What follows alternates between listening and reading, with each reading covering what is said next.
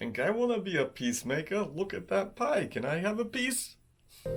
Thank you so much for joining us. We are continuing our verse-by-verse study. We're in Matthew chapter 5, verse 9 today, where it says, "Blessed are the peacemakers, for they shall be called sons of God."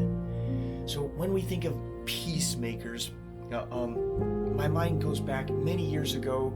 I was involved in a church, and we would go on the streets, I can't remember how often, maybe once a month, to witness to the homeless.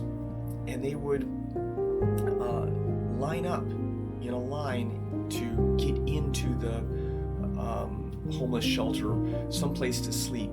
And so they'd be in a line. And this one time, a buddy of mine, pretty big and pretty bold guy, and much bolder than I was, and he started leading the pack down as we're heading to minister to people in line. And a fight breaks out amongst the homeless people in the line.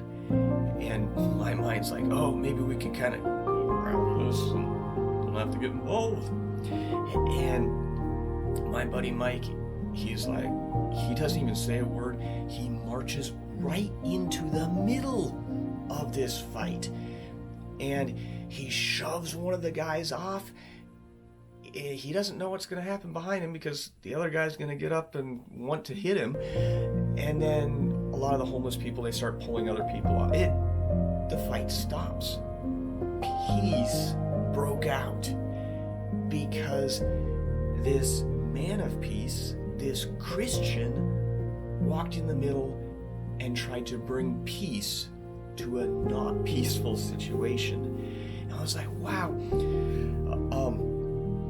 very interesting. I didn't have a chance to talk to him then, but after the night was over, hey, what were you thinking? He's like, it doesn't always turn out that way.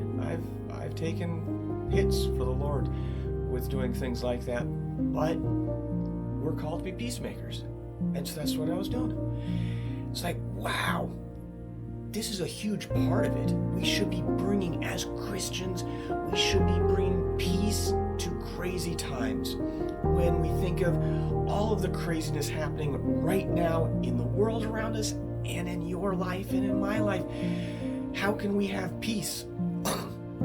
There's crazy stuff. What's going on? We got economy stuff. We got oil prices. We got trains wanting to go on strike.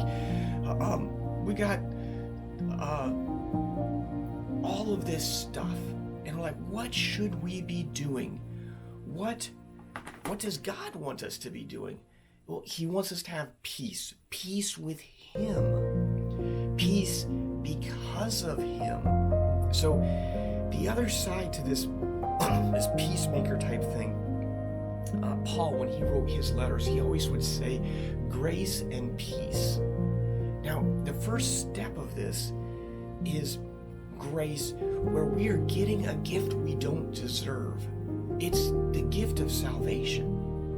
And once we know that gift of salvation, now we can know the peace of God, because the peace of God surpasses all understanding. When there's crazy stuff happening in my life, I can still have complete trust and peace in God that He's in control. What's the worst the enemy can do? He can kill me. What's the best thing that can happen to me?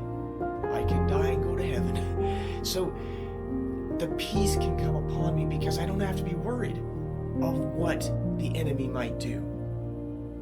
And so back to our verse, we are in Matthew chapter 5 again, verse 9, which says, "Blessed are the peacemakers, for they shall be called the sons of God." We as Christians should be bringing peace to crazy times because we know our peace is from Jesus Christ and His blood on that cross. And that should give us peace, comfort, rest, that you know what? It doesn't matter what happens to me. I know where I'm going. I know Jesus. And that is true peace. I sure love you guys.